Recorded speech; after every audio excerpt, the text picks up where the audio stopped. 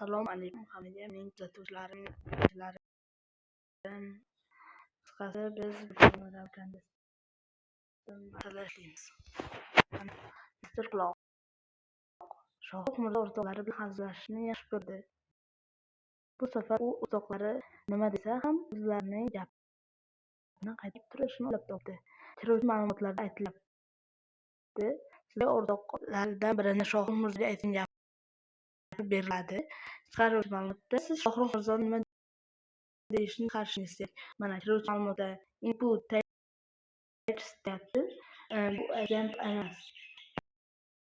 Mana chiqaruvchi ma'lumot output text aytyapti. Bu example emas deb yana baribir chiqarib beryapti.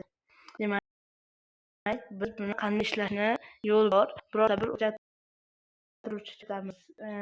Bu gap degani gap deb bo'lamiz. O'zgaruvchini gap deb bo'lamiz. Gap deng input. Men faqat input input bo'lmadim.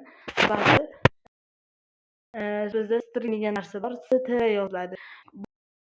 Bir xil paytlarda string kerak bo'ladi, yozishimiz shart bo'ladi. Chunki integer bilan inputni stringni ikkalasini ajratib turishi uchun kerak bo'ladi. Shuni hozir faqat inputni kiritamiz, bitta o'zgaruvchi bo'ladi. Shuning uchun bizga faqat input kerak. Input bu o'zi ma'nosini bilsangiz ham kirish degan ma'noni anglatadi. Shunda biz print oddiyna gap. Sizlarda savol tug'ilishi mumkin. Nimaga print gapni ikkita qo'shtirnoq olmadingiz degan savol tug'ilishi mumkin. Men bu savolga shunday javob beraman. Mana qarangiz hozir.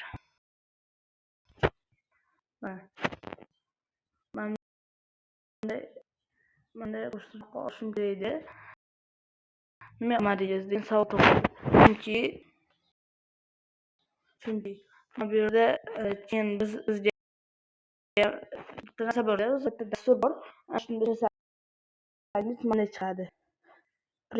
Printdan keyin bizga chiqib qo'yadi, keyin faqat gap deb chiqarib qo'yadi.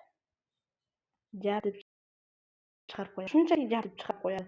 Bizga gap emas, bu inputdagi gap kerak. Bu inputdagi kirgizganingizdagi gap kerak. Demak, sizdan so'raydi. Birinchi bir bo'shliq chiqadi, shuni yozasiz. Misol uchun yo'q deb yozmoqchi bo'lsangiz, mana yo'q deb yozasiz. Biror bir gap so'raydigandan keyin enter tugmasini bossangiz, sizga yana yo'q deb chiqarib beradi. Kompyuterga hozir ko'ring. Idle Python deb yozsangiz, Microsoft serverlaridan topishingiz mumkin.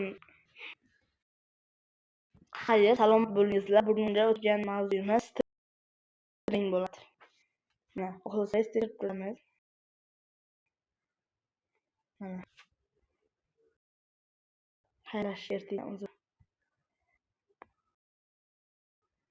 Mana, ketyapti. Bu yerda endi bo'ldi, xohlasangiz tushunishingiz mumkin.